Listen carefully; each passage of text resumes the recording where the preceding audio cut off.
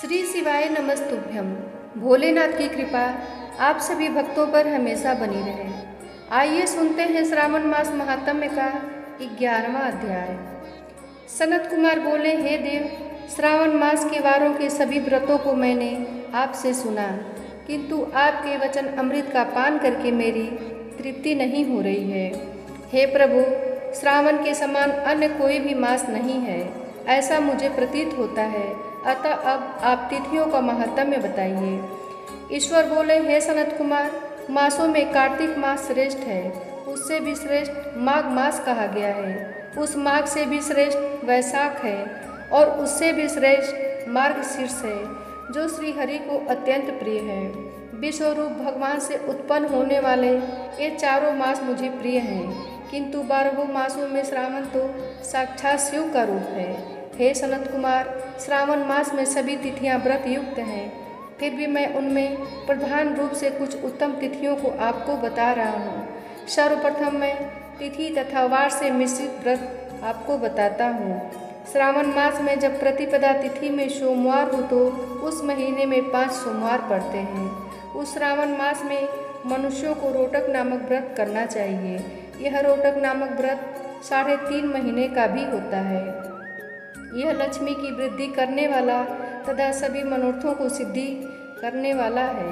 हे मुने, मैं उनका विधान बताऊंगा, आप सावधान होकर सुनिए। श्रावण मास के शुक्ल पक्ष में प्रतिपदा तिथि को जब सोमवार हो तब विद्वान प्रातः काल यह संकल्प करे, मैं आज से आरंभ करके रोटक व्रत करूंगा। हे सुरश्रेष्ठ, हे जगत गुरु, मुझ पर कृपा कीजिए। तदंतर अखंडिक बिल्व पत्रों, तुलसी दलों, नीलोत्पल, कमल पुष्पों, कम्हार पुष्पों, चंपा तथा मालती के पुष्पों, कुबिंद पुष्पों, आक के पुष्पों, उस ऋतु तथा काल में होने वाले नानाविध अन्य सुंदर पुष्पों, धूप दीप नैवेद्य तथा नाना प्रकार के फलों से शूलधारी महादेव की प्रतिदिन पूजा करनी चाहिए। विशेष रूप से रोटकों का प्रधान नैवेद्य अर्पित करना चाहिए। पुरुष के आहार प्रमाण के समान 5 रोटक बनाने चाहिए। बुद्धिमान को चाहिए कि उनमें से 2 रोटक ब्राह्मण को दे, 2 रोटक का स्वयं भोजन करे और 1 रोटक देवता को नैवेद्य रूप में अर्पित करे। बुद्धिमान को चाहिए कि शेष पूजा करने के अनंतर अर्घ्य प्रदान करे। केला का फल, नारियल, जम्बीरी, नींबू, बीज पूरक, खजूर, ककड़ी, दाख, नारंगी, मातुलिंग, बिजौरा, नींबू, अखरोट, अनार तथा अन्य और भी जो ऋतु में होने वाले फल हों, वे सब अर्धदान में प्रशस्त हैं। उस अर्धदान का फल सुनिए। 7 समुद्र सहित पृथ्वी का दान करके मनुष्य जो फल प्राप्त करता है, वही फल विधान पूर्वक इस व्रत को करके वह पा जाता है। विपुल धन की इच्छा रखने वाले को यह व्रत 5 वर्ष तक करना चाहिए।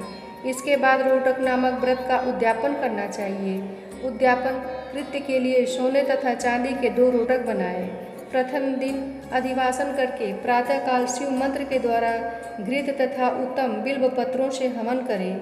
हे तात, इस विधि से व्रत के संपन्न किए जाने पर मनुष्य सभी वांछित फलों को प्राप्त कर लेता है। हे सनत कुमार, अब मैं द्वितीया के शुभ व्रत का वर्णन करूँगा, जिसे श्रद्धापूर्वक करके मनुष्य लक्ष्मीमान तथा पुत्रवान हो जाता है। और टुम्बर नामक यह व्रत पाप का नाश करने वाला है।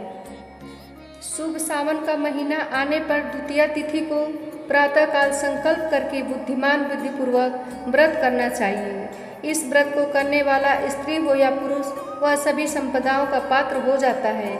इस व्रत में प्रत्यक्ष गूलर के वृक्ष की पूजा करनी चाहिए, किंतु उसके गूलर वृक्ष न मिलने पर भीत पर वृक्ष का आकार बनाकर इन 4 नाम मंत्रों से उनकी पूजा करनी चाहिए।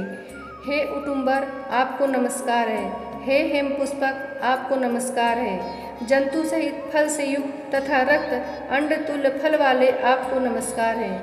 इसके अधिदेवता शिव तथा शुक्र की भी पूजा गूलर के वृक्ष में करनी चाहिए। इसके 33 फल लेकर 3 बराबर भाग करें। उनमें से 11 फल ब्राह्मण को प्रदान करें, उतने ही 11 देवता को अर्पण करें और उतने ही स्वयं भोजन करें।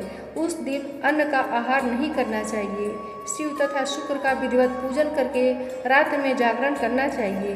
हे तात, इस प्रकार 11 वर्ष तक व्रत का अनुष्ठान करने के अनंतर व्रत की संपूर्णता के लिए उद्यापन करना चाहिए। शुभ वर्णमय फल, पुष्प तथा पत्र सहित एक गूलर का वृक्ष बनाए और उसमें शिव तथा शुक्र की प्रतिमा का पूजन करें। तत्पश्चात प्रातःकाल होम करें। गूलर के शुभ कोमल तथा छोटे छोटे 108 फलों से तथा गूलर की संविधाओं से तिल तथा घृत सहित होम करें। इस प्रकार होम कृत्य समाप्त करके आचार्य की पूजा करें। तदंतर सामर्थ्य हो तो 100 अन्यथा 10 ब्राह्मणों को भी पूजन कराए। हे वश, इस प्रकार व्रत किए जाने पर जो फल होता है उसे सुनिए। जिस प्रकार यह गूलर का वृक्ष बहुत जंतु युक्त फलों वाला होता है, उसी प्रकार व्रतकर्ता भी अनेक पुत्रों वाला होता है और उसके वंश की वृद्धि होती है। यह व्रत करने वाला सुवर्णमय पुष्पों से युक्त वृक्ष की भांति लक्ष्मीप्रद हो जाता है। हे सनत कुमार, आज तक मैंने किसी को भी यह व्रत नहीं बताया था। गोपनीय से गोपनीय इस व्रत को मैंने आपके समक्ष कहा है। इसके विषय में संशय नहीं करना चाहिए और भक्तिपूर्वक इस व्रत का आचरण करना चाहिए।